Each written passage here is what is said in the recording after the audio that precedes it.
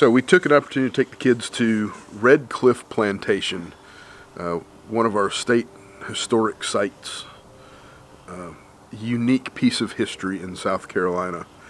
It's just outside of Augusta. We'll kind of explore a little bit of the history of the house, the plantation. It was really a gorgeous piece of land. You can see why they picked it. What the experience was all about. It's definitely something that every South Carolinian and most Americans need to know about. To learn how we got there, and there's a lot of things that we try not to talk about a lot of our history. This is one we need to talk about. So we'll talk about it a little bit more. Hope you enjoy the whole video.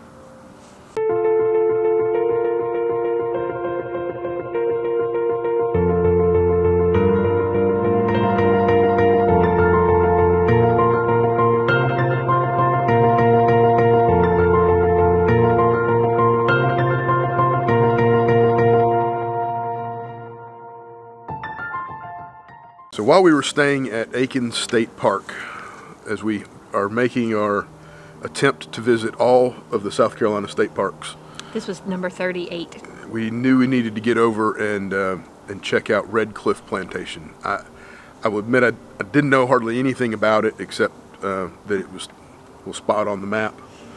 Check. We've been to Redcliffe Plantation, but they do have tours. Yep. I said normally 11, 1, and 3. That's right. Right now it's 1 and 3. So just check. But that's Saturday and Sundays. Isn't it just Saturday and Sundays? Actually, I think it's Tuesday through Sunday. I don't think they do it on Monday. Check the website because with COVID and with shortages and staff, I would highly recommend if you go to do the tour. I can't imagine going and not doing the tour because you learn so much about. And there's a lot of information like in the gift shop area, and then one of the slave quarters. If during the tour times it's open, or during the opening times it's open, and there's a lot of information in there. But the history attached, and we'll talk a little bit about to the family and the detailed records that go along with that plantation. The actual tour with the ranger was very informative. It was really, really good and worth it. There is a nominal fee unless you have the annual pass. If you have the annual pass, it's included in your pass. And a side note, a lot of local libraries are carrying the pass that you can check out. So we actually, our pass had just expired, and so we actually borrowed it from the library. We weren't sure we were going to be able to get somewhere to get a new pass before we went. When we realized that ours had expired, oops. But I think that's a cool option. Before you buy, we encourage you to buy the pass. Yeah. The pass will make you the money over and over and over. But if you wanted to kind of check something out, you're not 100% sure what you think, buy the pass. Go try your library. Try the library, see if they have a pass. So when we got there, we knew we were a little bit early for the 3 o'clock tour. So we went to the gift shop, talked to him, told him what we were doing, showed him our pass, looked around there a little bit, and then kind of walked around. And they have a pretty extensive information collection in the gift shop too. Like do. There was a lot of. There was a bust of James Hammond.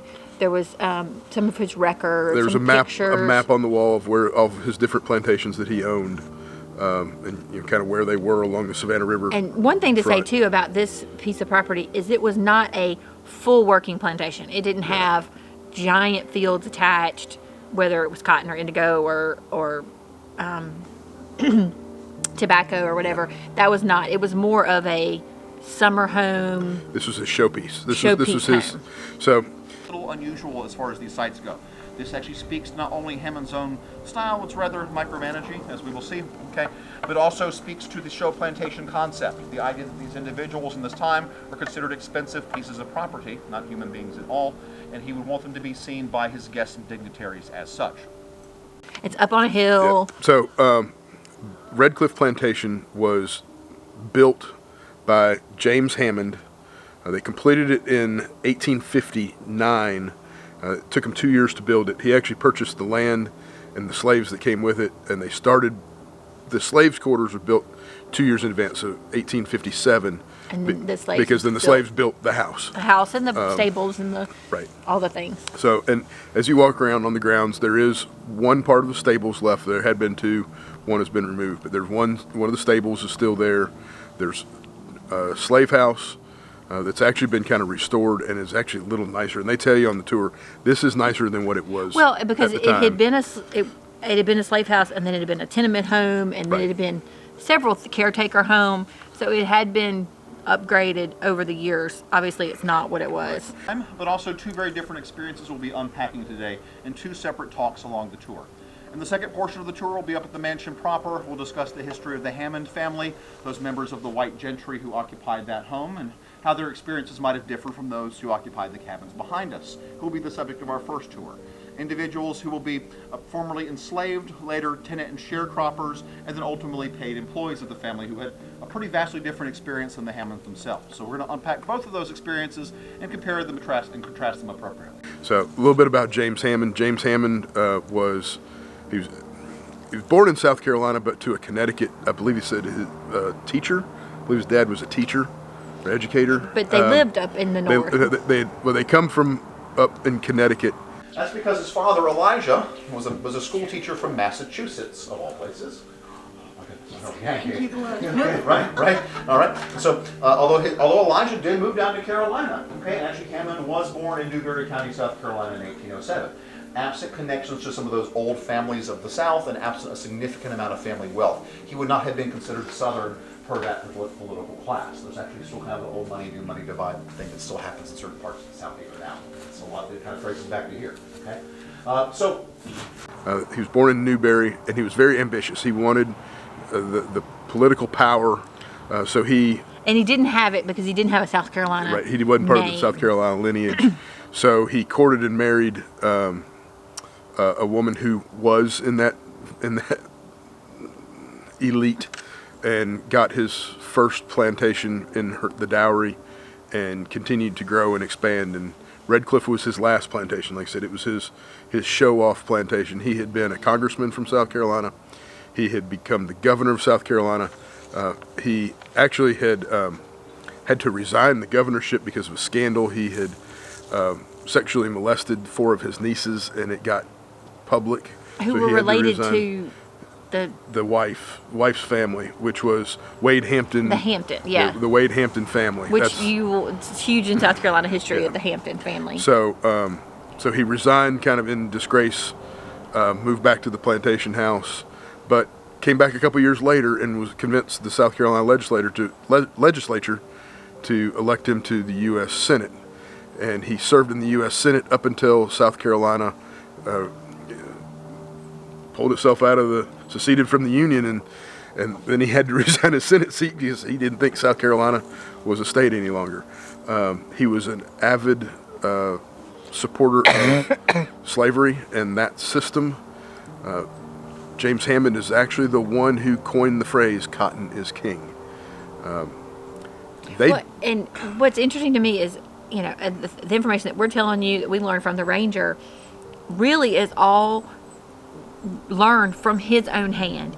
From everything that they said, everything they mentioned about him is over and over is that he was a detailed businessman. He wrote everything down. So even like the scandal, they knew because of letters he had written and told things about himself. Yes. The issues he had, not just the things he did with his slaves or to his slaves, but how he managed the slaves, like how he thought of the slaves, what he thought about it, everything he wrote down. He had journals, he had business ledgers, everything, and everything was preserved. And one of the biggest takeaway that I took from the tour was James Hammond was an awful man. He was an awful human being. But he had a lot of power. He had a lot of influence. And it's a part of our history that we need to know about so that we don't repeat it. Well, and to me, I'm grateful that all of his letters and all of the things that he wrote and down were preserved. And I think that's like his wife's last got yet to him because he passed before her. They really feel like he had a broken heart over like losing the war. He died not shortly after. He died before right as the Civil War was ending, and he knew. They said he wrote that like he knew they weren't going to win, and he just couldn't live in that world. So a world where where cotton wasn't king, where he wasn't on top of the ship, kind of thing. And his wife, there are letters from her that like letters he wrote her. She found letters that her family had written. I mean, she documented everything and preserved it and made her children preserve it. And that's how we know so much about his, not just this plantation, all of his plantations, all of his business dealings, all of his horrible acts and deeds, is she preserved all that. And then the subsequent family and the rest of the family preserved all that. They could have burned it. They could have or destroyed buried it. And so you have to admire the future generations of saying, this is kind of shady. Yeah, this is bad dealings of my grandfather, father, grandfather, great grandfather. But here is the real history. Here's really how it went down. I mean, he had manuals for his overseers and how they should run the plantation that were very detailed and documented. That, you can see a subsequent generation saying, let's not turn that over to the state. Like one of the things that we learned was the slaves were given clothing each year. So, and they have a couple models with mannequins where you can see what they were given. Well, the men were given fully prepared clothes. 2 sets of clothes. 2 sets of clothes for the year. The women were given thread and needle and fabric. And a bolt. They were given a bolt of cloth, thread. Thing of thread, a couple of buttons, and needles. And said, here you go. You got to do it yourself. But on your own time, after work hours, which work hours are daylight to dusk, if not longer. You're like, where did you get some time to sew up some clothes? And they were also preparing anything else that needed to be prepared from their husbands or their people.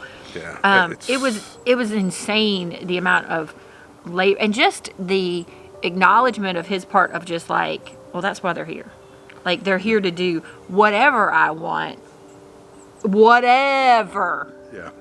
And that's whatever he wants. You can read into, he felt like the men and the women on his plantation, and there weren't that many. I think they said there was like 50 to something. Yeah, I mean, it wasn't 60. like we said, it wasn't a full working plantation. At one point, he owned, I think he said 700 or 800 between his 4 or 5 plantations. Yeah, but this was the smaller. This was the summer house kind of place.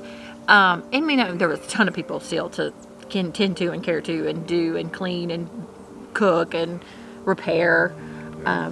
But then there were subsequent generations that lived in that home. In the home and then various different places. And they talk a little bit on the tour about some of the subsequent generations. He actually had a very, his family had a lot of influence. He had a grandson who wound up becoming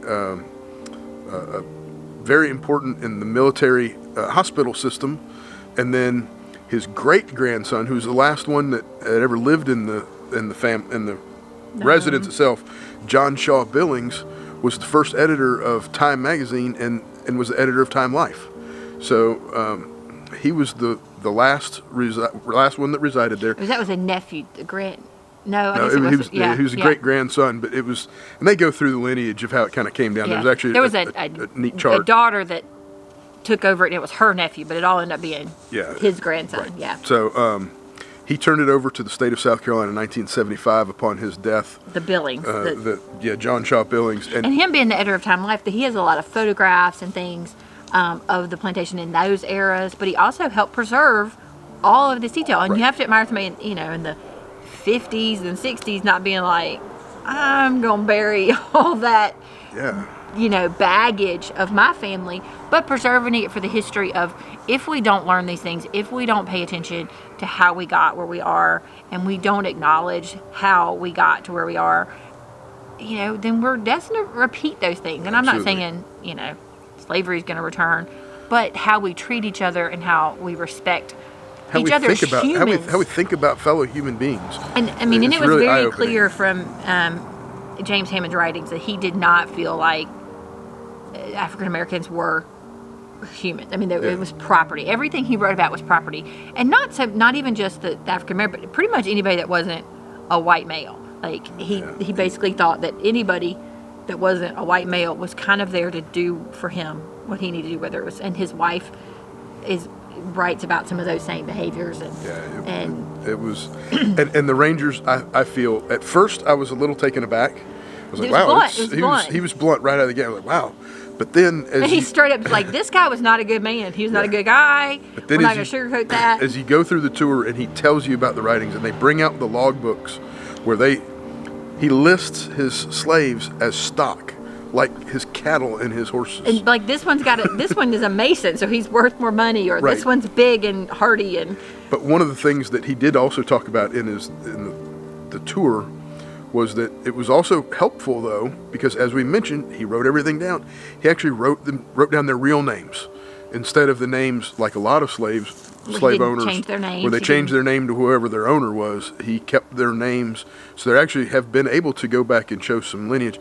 And a lot of the descendants of the slaves from the plantation still live right there in the area, and they actually have days in the spring, if I remember correctly, where they kind of have celebrations and bring the family back and honor them and respect them and show them thanks for what they've done. Yeah. Which I think is really neat. And like I said, it can be a little uncomfortable to hear that, but we need to hear these stories. Our children, like, we know the history and we know how awful it is. And the ranger did say, I mean, I'm going to shade some of what I'm saying for, the little ears over there. But our kids need to know. Our kids need to know that this was a scourge on America, on our world at times, on America specifically, and on the South especially. And they need to know, that this was this happened. It's not okay. We don't treat people like this. Everybody has a chance. Everybody has opportunity. They need to know that. They don't need to just take all of that for granted. Yeah, if you are in the Augusta area and have a couple hours, the tour is almost 2 hours. They told us solid 2 hours. They told us it was going to be about an hour and a half. Now it was an hour and 45 minutes, an hour and 50 minutes. Well, and then you had a chance to enter the home, and after his talk was a good solid hour and 40 minutes. Yeah. And then you had a chance to enter the main rooms of the home and see how they lived and see, portraits and actual pictures of people. There was also a chance to tour the slave. They had kind of set the slave quarter up as a museum type part. So there was like the dress. They had blown up copies of ledgers where in his own hand, signed by his own name, what he had written about the people and what they got, like what kind of food they were provided, what it looked like. Yeah, it's really well preserved. One lesson I learned, should have had the drone in the car. It was a beautiful day, and I would have loved to have seen it from above. It was a beautiful sunny day. It was not warm. No, it was cold. It was cold, and if you go and it's in the winter, most of the tour is outside. And during the summertime too. It's going to be hot. It's hot. Yeah, you prepare for that. 90% of the tour is outside. Yeah, so just prepare for that. We were a little cold, but still well worth it. If you're in the Augusta area and you got a couple hours, please go explore, learn that history, and take it in. Take it in and be reminded of what we've put aside and how we need to improve our lives and be better people. And if you're going to be a really bad person, don't write it all down. No. Yep. Will you only line me up?